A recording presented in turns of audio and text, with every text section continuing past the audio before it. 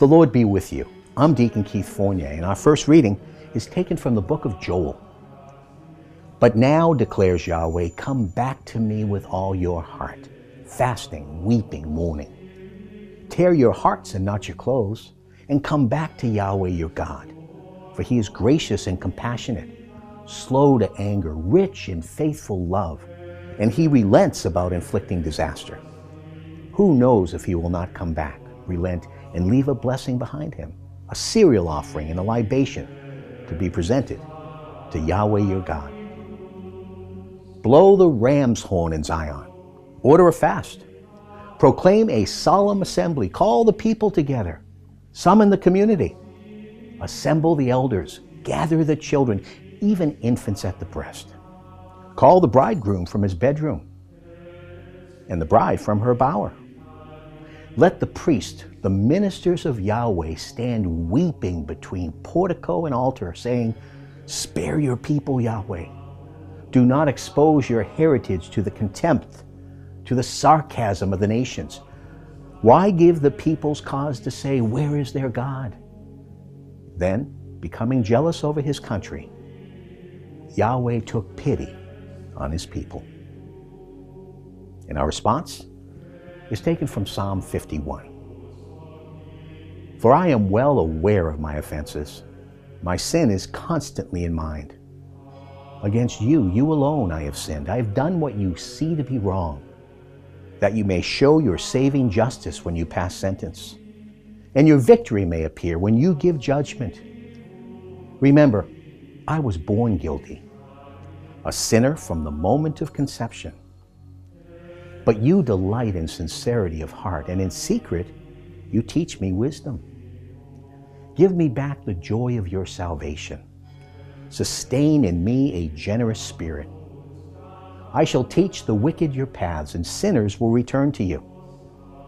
Deliver me from bloodshed, God, God of my salvation, and my tongue will acclaim your saving justice. Sacrifice to God is a broken spirit, a broken, contrite heart you never scorn. And our second reading is taken from the second letter of the Apostle Paul to the Corinthians. So we are ambassadors for Christ. It is as though God were urging you through us, and in the name of Christ, we appeal to you to be reconciled to God. For our sake, he made the sinless one a victim for sin, so that in him we might become the uprightness of God. As his fellow workers, we urge you not to let your acceptance of his grace come to nothing. As he said, at the time of my favor I have answered you. On the day of salvation I have helped you.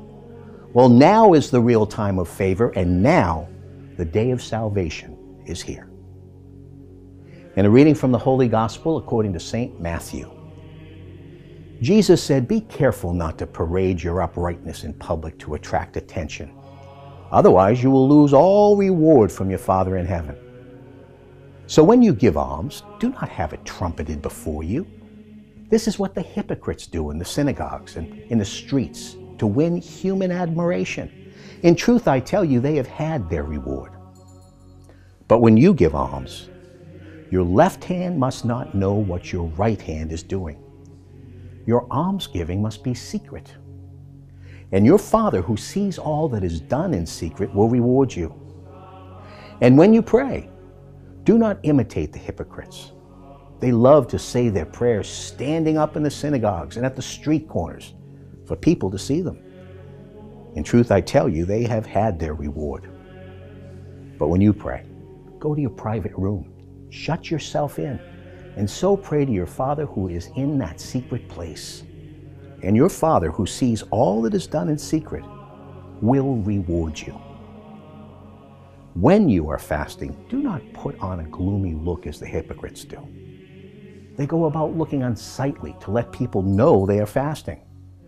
In truth, I tell you, they have had their reward. But when you fast, put scent on your head and wash your face, so that no one will know you are fasting except your Father, who sees all that is done in secret.